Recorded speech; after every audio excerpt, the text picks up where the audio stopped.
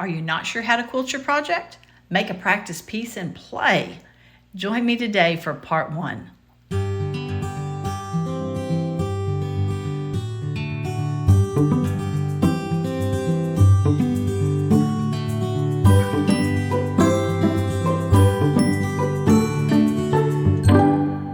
Hey guys, welcome back to Frances Quilts. Well, this week I have been a woman on a mission. You see, I have this photo that I took at a Holiday Inn in Houston, Texas some years ago, and I've been thinking about making it into a quilt. But I couldn't figure out what my process was going to be. Several people had suggested that I add some of the mandala designs in, and I just couldn't figure it all out. So I decided just to make a practice piece. Now here you can see it all quilted, but we're going to work through that in the next couple of days, and I'm going to show you some of the ideas that I came up with. So the idea here is that I'm going to have to be stitching around all of these little pieces here, and then adding some other stitching with the mandala type designs in it. So I just basically sat at the machine for a couple of hours and played. So today we're going to see the first half of that, and then tomorrow on Free Motion Saturday, we will see the second half. Let's just head to the machine and get started playing. All right. I know I need to echo around all of these, but I'm going to leave that for just a moment because I'm not sure exactly what I'm doing. So we're just going to do something else first. You know, when in doubt, you do the thing that you know rather than the thing that you don't. The first thing my plan is to do a line that starts here where this line would cross that and bring it up to this point right here. So I'm going to be doing a line from here and back. That's a fairly long line, so I am going to use a ruler to do it. All right, I'm going to start on this point right here, and I'm coming up to here. I'm going to put my ruler in place, and remember that the stitching actually happens 1/4 inch away from this edge. So I'm going to move this edge so that when I get to here, I'm 1/4 inch away. Take some little stitches to start out to lock them in place.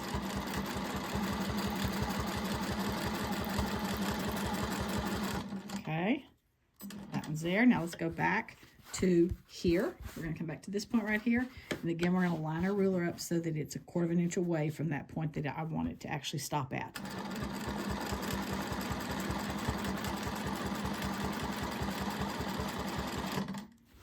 Ooh, I like that. Now I need to travel over this line. That is a circular line that I'm not real excited about doing, but I wonder if I take one of these rulers and put it back here, if that will help me. Let's just try it and see. Just going to kind of get it lined up here. It's not the exact same shape, but let's just see if it will help us to be a little more secure. I don't have very far to go. So I'm just going to come to right there. Okay, I think that helped a little bit. We'll keep trying it and see. And out.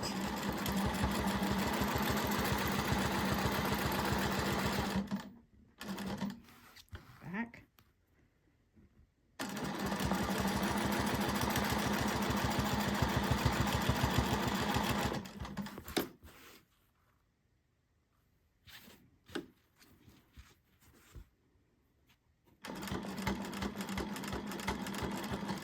It sounds silly, but that really does give a little bit more support that I need when I'm doing that little bit of traveling.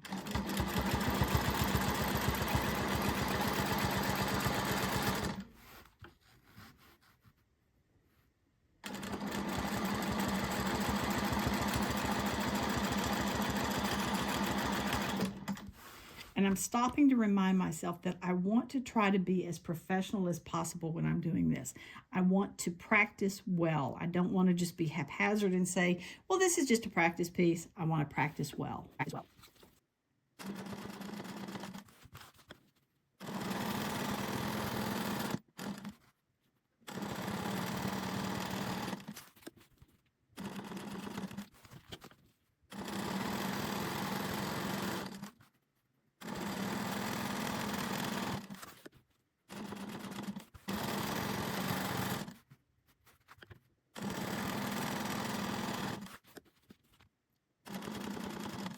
All right, the next thing, according to my design, what I need to do is I need to start at the point of one of these and come around and up here to this point, back down. I think I want to try to hit that line when I'm coming down right there and back around to here.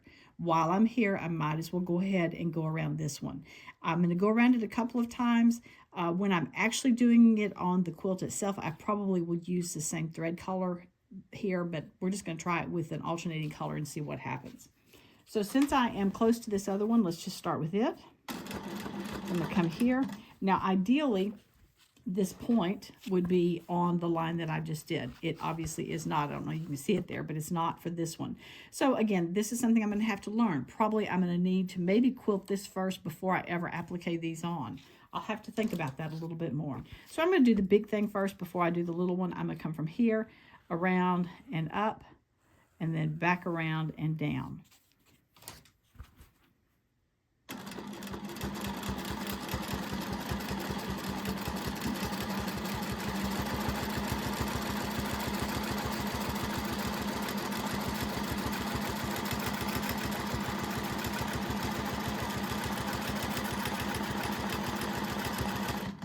Now, if you see this little bump right here, let me tell you what happened. It's kind of funny.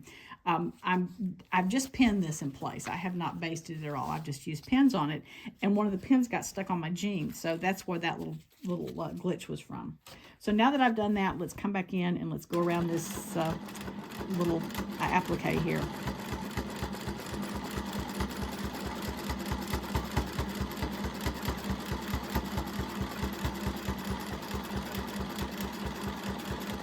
One time around, let's go two.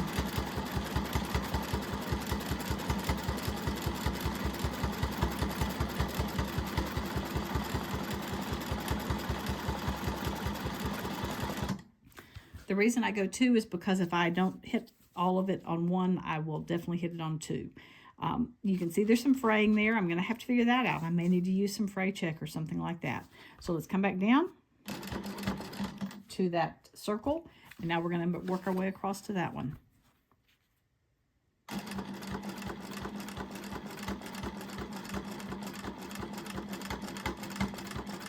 All right, we're going to quilt out to up here, and I'm going to try to hit this point right here and that point right there. That's what I'm aiming for.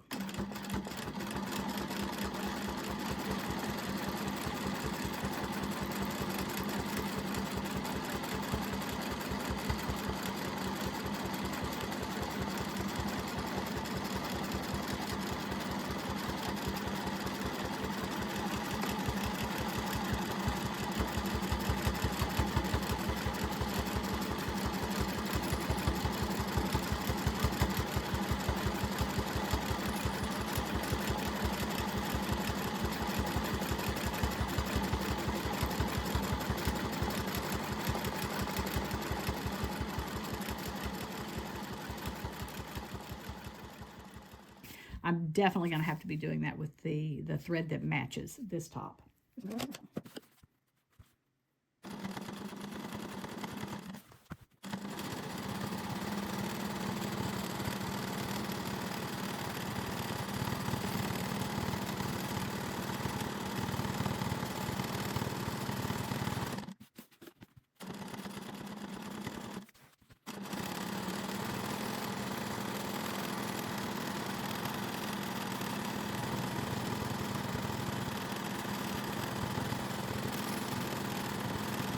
Okay, that looks okay. Let's talk about a few things that I've learned here. I like this idea and I like using my ruler. I learned that I love having this ruler back behind here. It just gives it a little bit of support as I'm going around that curve. I'll try to use that even on some of my other mandalas. I learned that hitting this point right here, this cross point right here and right here is important. I may need to do some other little guidelines in here. I may need to put, you know, a little mark here or there just to give me something to aim for. I learned that I'm going to need to do this in the color of matching color rather than a contrasting color. And I also learned, interestingly, that if I go this direction around it the first time, I'm better off repeating if I come around the other direction. I think that is because there's certain areas that are going to be harder for my hands to do, and actually having going a different direction takes away that. So I get a better overall look, I think, doing it both of those ways. And I also learned that I may need to put some fray check around all of these before I put them on. We'll just have to see about that. I need to figure out how I was going to do this next section. And it is going to come from a halfway point in this little section right here. You can see that's drawn out right there.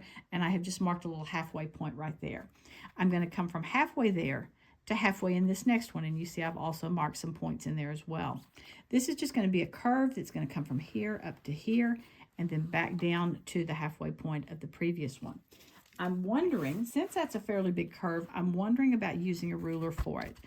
So this is a ruler that I haven't talked a whole lot about yet. I will in the next weeks or so. But I'm wondering, this is basically the arc of a circle. And I'm wondering if I just take it and put it up to here. So and then up to this point right here. And let's just do that and see what it looks like.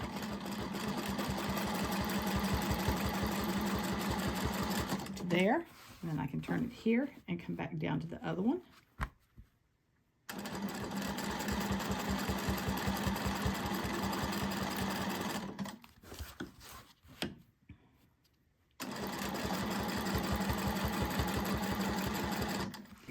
I don't usually use rulers on my mandalas, but I may want to do that on this, just to make them a little more symmetrical.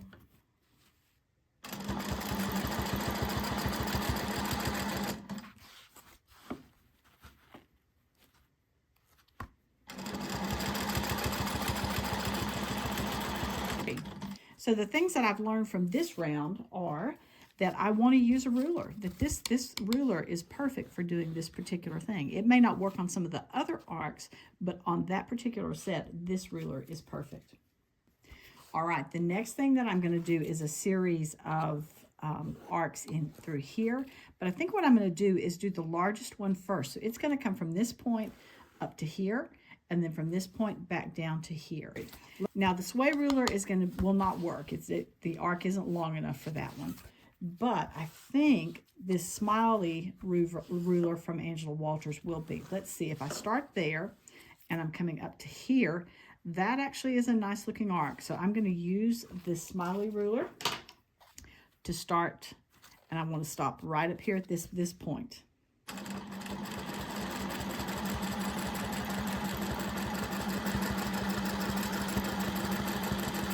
Oh yeah, perfect. I hadn't planned on this being a ruler quilt, but it looks like it may be.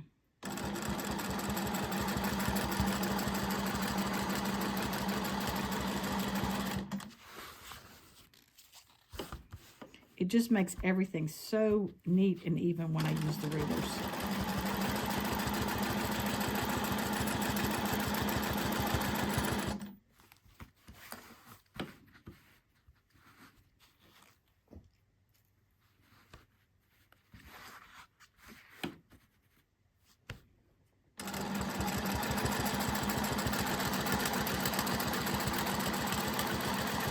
All right, the next thing that I have planned is an arc that starts here at this point and comes up to about halfway in between these two guidelines that I have right here and right here. Let's do that one. And again, I think I will just use my ruler for this. It seems like the arc is working well, and it'll be a good way for me to go with it.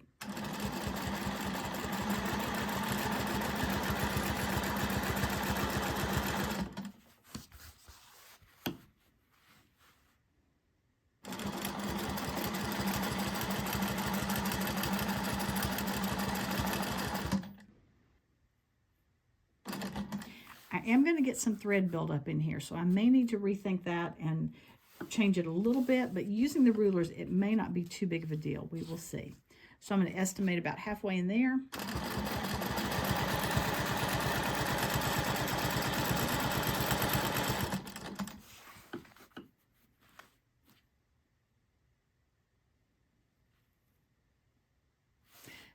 Just saw what I can do. Instead of coming all the way back down to here, I'm going to stop this arc right here, because if you see, those points are always meeting on that line. So I'm just going to have this arc come down to this line and then back up to here and then down to that line. It will change the arc of it a little bit, but I think I'm going to try it and see how I like it. So for the rest of these, I'm going to stop when I get to this line right here.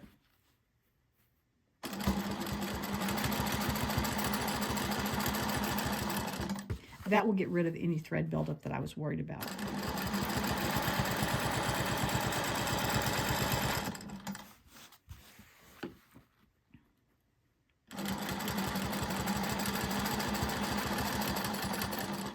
Whoops, that was a jump that I didn't want, but that's okay. All right, I think that looks good. Let's talk about what I learned. I am going to continue to use my smiley ruler for these. I am going to start them on this edge, on this line right here at this intersection between this line and this line. I'm not going to go all the way down there to avoid the buildup. If you look at this one right here, I was going all the way down, and that doesn't look as good as having it just go to right there. Yes, it changes the arc just a little bit, but I still think it looks so much better doing it that way. So as you saw, this is probably going to turn into a ruler project. I hadn't planned it to be that way, but I do think that's going to be a really good way, especially on these larger pieces, to make them work. The smaller ones, I can probably just do freehand, but I think on these larger ones, those rulers are going to be so important. So, as you know, if you're interested in ruler quilting, but you're scared to start, I do have a course for you. It's called Keeping It Straight, 8 Ways to Quilt with a Straight Edge Ruler. It's a great way to get started. I hope you'll check it out. Okay, that's it for today. I'll see you tomorrow for part 2. Remember, if you like what you've seen, be sure to give it a thumbs up and subscribe. Please check out my website and daily blog at francesquilts.com, and I can be found on Facebook and Instagram at Frances Quilts. Thanks so much for joining me. Hope to see you again soon.